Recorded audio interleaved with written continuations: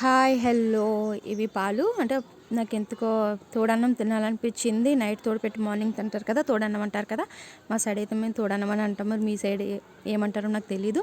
ఇలాగా గోరువెచ్చని పాల్లో కొంచెం తోడు పోసి అలానే రైస్ రెండు మిరపకాయలు వేసాను. చూసారు కదా ఎంత గట్టిగా తోడుకుందో. నిజంగా చాలా అంటే చాలా టేస్టీగా ఉంది. ఒకసారి మొత్తం కలుపుకొని ఇందులో కొంచెం ఉప్పు వేసుకున్నాను.